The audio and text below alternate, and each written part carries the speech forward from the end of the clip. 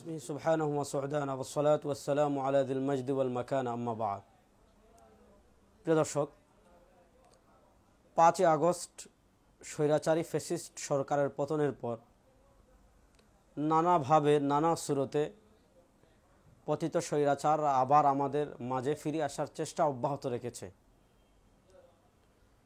এই মুহূর্তে সচেতন নাগরিক আমরা যারা আছি, আমাদের সকলের কাজ হলো এমন কোনো কাজ না করা যে কাজগুলো করার কারণে আমরা নতুন করে যে মুক্তি লাভ করেছি, যে স্বাধীনতা অর্জন করেছি, এটা হুমকির মধ্যে পড়ে।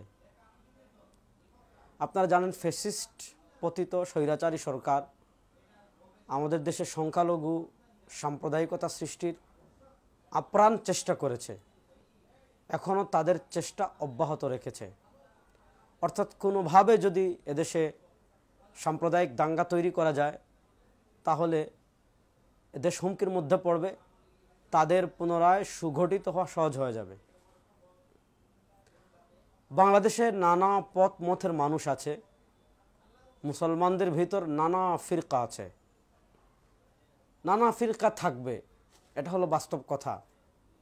জোর করে ক্ষমতার পাওয়ার দেখিয়ে কাউকে কোনো আদর্শে নিয়ে আসা বা আদর্শ পরিবর্তন করা, এগুলো আসলে সম্ভব হয় না। যদি এটা হতো তাহলে আওয়ামী লীগ 15 বছরে বাংলাদেশের সব মানুষকে আওয়ামী লীগ বানিয়ে ফেলতো। কিন্তু জোর করে জুলুম করে মানুষের আদর্শ আসলে পরিবর্তন করা সম্ভব না।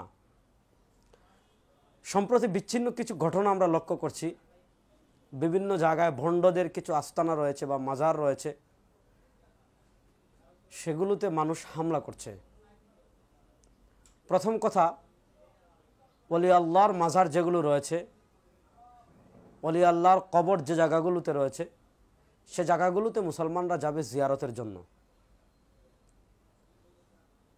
বাকি এই যে কঠিন সময় বাংলাদেশ পার করছে, এ সময় মুসলমানের ভিতর দ্বন্দ্ব লাগানোর চেষ্টা ফ্যাসিবাদীরা করবেই, কারণ এতে করে যাতে তারা আবার পুনরায় সুগঠিত হতে পারে। বাংলাদেশে অসংখ্য মাজার আছে, বাংলাদেশে এমন বহু মাজার আছে যেগুলো গায়বী মাজার, অর্থাৎ যেগুলোতে কোনো কবরই নেই কিন্তু গায়বী মাজার বানানো হয়েছে। এগুলো শিরকের অভয়ারণ্য। আমি যে কথা বলবো, এই কঠিন সময়ে আমরা মাজার ভাঙতে যাব না। কেন যাব না? কারণ এতে করে মুসলমানের দ্বন্দ্ব লাগানোর, মুসলমানে মারামারি লাগানোর একটা পায়তারা বিভিন্ন জন করবে, যাতে রাষ্ট্র অস্থিতিশীল হয়, তারা আবার প্রতিষ্ঠিত হতে পারে। গতকালকে আপনারা দেখেছেন দেওয়ানবাগীর মদনপুরের কাছে যে আস্তানা রয়েছে, সেটা কে বা কারা ভেঙে জ্বালিয়ে আগুন লাগিয়ে দিয়েছে। দেওয়ানবাগে বাংলাদেশের ইতিহাসের একজন মুশরিক পীর ছিল।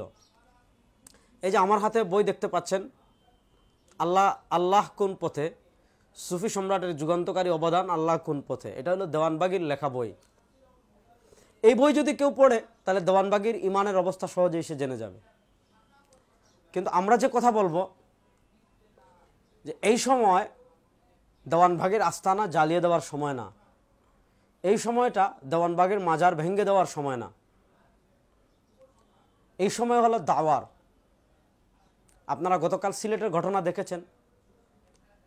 হজরত শাহজালাল রহিমাহুল্লাহ, হজরত শাহ পরান রহিমাহুল্লাহ, ওনারা মহান বুজুর্গ ছিলেন। তাদের প্রতি আমাদের ভক্তি শ্রদ্ধা সব সময় ছিল, আছে, থাকবে। আমরা তাদের মাকবারায় যাব, শরিয়াত সম্মত পন্থায় জিয়ারত করব।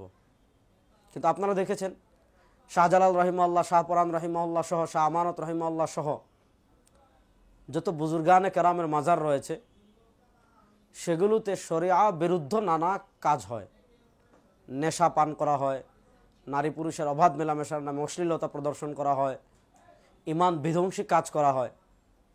আমরা এই সময় কাজে লাগিয়ে, যেহেতু আওয়ামী সরকার ফ্যাসিস্ট আওয়ামীলের নানা রেস্ট্রিকশন ছিল, এখন আমরা এই কঠিন সময়ে ভাঙচুরের দিকে না গিয়ে, রাষ্ট্রীয়ভাবে ভাঙচুর অপরাধ, ভাঙচুরের দিকে না গিয়ে আমরা সুন্দর ভাষায় ইসলামের সঠিক দাওয়াত তাদের কাছে পেশ করার চেষ্টা করব। এবং যত জায়গায় যত মাজারের কমিটি রয়েছে তাদেরকে আমরা অনুরোধ করব যে তারা যেন আল্লাহর ওলিদের মাজারে শরিয়া বিরোধী যত কাজ হয় সেগুলো বন্ধ করার পরিকল্পনা এবং কাজ হাতে নেন। এগুলো করতে, এই শরিয়া বিরোধী যত কাজ করতে কমিটির যত সহযোগিতা লাগবে সেটা করার জন্য আমরা প্রস্তুত থাকবো ইনশাআল্লাহ। গতকালকে আমরা সিলেট শাহপুরানের মাজারে দেখেছি ওলামায়ে কেরাম শান্তিপূর্ণভাবে কর্মসূচি দিয়েছিলেন। তারপর কমিটির সাথে বৈঠক করে কমিটি বলেছে, ওয়াদা দিয়েছে, যেখানে শরীয়ত বিরোধী কোনো কাজ হবে না, নেশাদ্রব্য পান করা হবে না, নেশাদ্রব্য বিক্রি হবে না। নেশাদ্রব্য বিক্রি করা, অশ্লীলতা, এগুলো আমাদের শুধু ধর্মীয় অপরাধ না, এগুলো রাষ্ট্রীয় অপরাধ।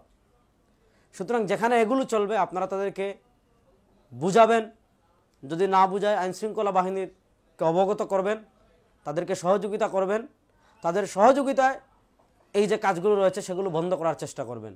দয়া করে এই কঠিন সময় আমরা আইন নিজের হাতে তুলে নেওয়া, এটা কিন্তু ইসলাম সাপোর্ট করে না সব ক্ষেত্রে।